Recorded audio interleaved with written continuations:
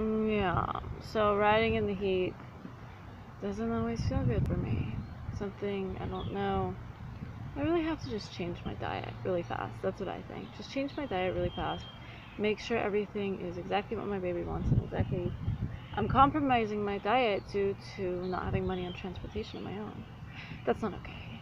No, that all needs to be what the baby needs and not what you want to give me. Yeah, because, yeah. So that's how I want my life to be. A place of abundance, where I always have transportation, to do my thing, because I'm really self-sufficient. I'm just riding around on a bike like I'm not 12. You know, I don't mind it sometimes, but come on, dude. Like, it's not really unnecessarily cruel. It reminds me of Dogville a bit. It reminds me of Dogville. And I always wanted, this is another one of my favorite movie scenes. This is another one. It's from Lars von Trier, the movie Dogville. Nicole Kidman. She's in the car with her father. She's real quick summary. She's a runaway, brilliant movie. She's a runaway, like, a kind of heiress of a mobster, and she goes into the coal caves or something, and the town finds her, takes her in. Anyway, they go from really nice small town kind of mentality. She's a little sophisticated, she's a little sexy, she's a little smart, and she's trying to like be humble and be godly, and they totally take advantage of her. And you see people turn into devils over the power over they have because they feel her power. And so they compete with it. They know that she's a powerful force. They don't know why, but they want to compete with it. And it turns their demons amok. And she's a little angel. And I mean, inadvertently, she's an angel, metaphorically, to the movie. She's an angel, and she is made to. She gets blamed for a crime she didn't do, and she's made to wear this chain around her neck and drag this heavy tire around town so that she's not mobile, so that she can't be doing crimes. And that plot was thought up by her own boyfriend, who she like was totally sweet on and in love with, and he pretended to be, but as the town literally fucked her over, and figuratively in every way, he grew to respect her, not see her as the prize peach that she was. And she really was. She was like the best thing that was ever gonna happen in that town. She was fabulous, and she was a little angel, and like, this guy's a fucking idiot. And anyways, it totally reminds me of that. And I'm not sure, it's not that I want to be a martyr, it's no, dude, oh, come on. I think the Capricorn part of me is kind of inherently like, I have a cardinal cross, if you know what I'm talking about. I have a cardinal cross and a Capricorn, so that's a lot of martyr shit. But that's a part of our kind of trip, is murder, but also fucking, are we the murderer, are we the murderee? You know, like, you know, it's just a trip to be a Capricorn. But no, I didn't. And when I was in Spain, I saw this, just like life size, like bigger than life, Jesus covered in blood, and I looked up at the ceiling in this Spanish cathedral, and I was like, or church more, kind of cathedral church, and I was like, oh hell no, like, you've got to be kidding me. I don't want to be a fucking martyr. I have been haggling to not be the martyr. I'm like, no, let me be the murderer of the two. On some level, so here's what we're gonna do. We're gonna murder them right now. You know, they say you die before you die. Okay. Murder all their demons. I'm sorry. What I realized in my time in the woods is that forgiveness is the key to my own freedom. And I owe myself that. So, here's what we're going to do.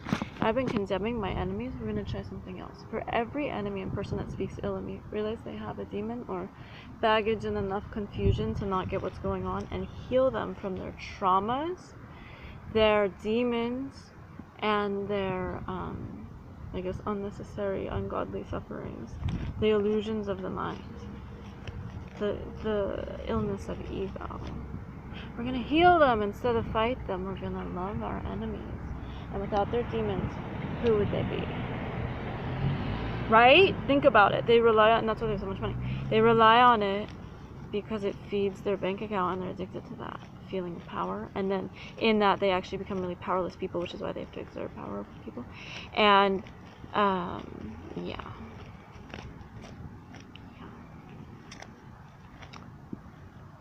I'm just tired and cranky as a little spirit. I just want to be comfortable. I'm pregnant. This is fucked up. No, it is though. Like, I seriously, women that are pregnant, I don't care. We deserve to sit on a big old pillow for as long as we want. We really do. Why?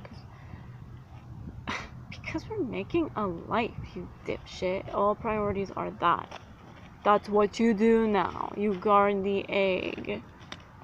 That is your #1 job. You can work if you want to, if that doesn't interfere. But if it does, feel free to sit on a lily pad and be a fucking goddess. And like, it is your time to just do that. And that's all okay. Just philosophy spits hard. Oh, and I decided that I'm a philosopher. That I'm not a clergy member. I'm not qualified to make any spiritual declarations, nor do I. You live how you need to live. It's really none of my business, nor do I fucking give a rat's ass what you do. Unless it somehow affects me and or interests me, like, I don't really care. But just try not to be destructive to things, because it's already hard enough down here. So yeah, I decided that philosophers, back in the Greek times, that was their job, to sit around and philosophize. They had wisdom from their walks of life and their experience, and people found them interesting and well-spoken enough to listen to, and they hired them as teachers of the community, and they paid these people. And throughout the times, we do see people get paid for this. So I'm just saying, I'm not saying that I'm fucking Stephen Hawking or a prophet. I'm just Yoda, any of the above. I'm just saying that if you've kind of thought that what I've had to say was thought-provoking enough to pay attention for 5 years, which apparently you attended class and there's no grade, it was weird. Like, there's no reason to be here. You're just here because I have enthralled you that much. So, okay, well then you clearly have at least been entertained enough to watch. By all of it, their side, my side. The laughs on me, the laughs on them, like, you know, the fucking bullshit, the entertainment value. I'm a Capricorn. I also explained this. I'm a Capricorn, and we're kind of on the younger end of the older side of the spectrum, so we're kind of like, we're big babies, or we're little giants, you know, on the wise side.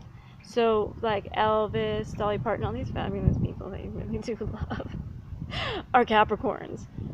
But see how, like, they're just ridiculous? Capricorns are kind of, like, flamboyant and ridiculous, but I love them for it. I mean, if you have mastered your thing, like, more power to you. I think that's cool. You've mastered being you. Like, do that. So anyways, this is me talking to you at you. Oh, I'm like probably like a code red danger right now. For sure. So I wanted to tell you all these morning thoughts while I was stranded, and philosophize with you and get hired as a philosopher. And I just think that's another job that I do, is philosophize. I'm not a prophet and I'm not a yogi, but I'm probably a thing though. I don't know the name for it, but I'm sure some culture has, like, oh, you know what she is? She's a something, you know? There's probably a title for, like, my kind of, like, something. My kind of poignancy. Probably. Pretty good.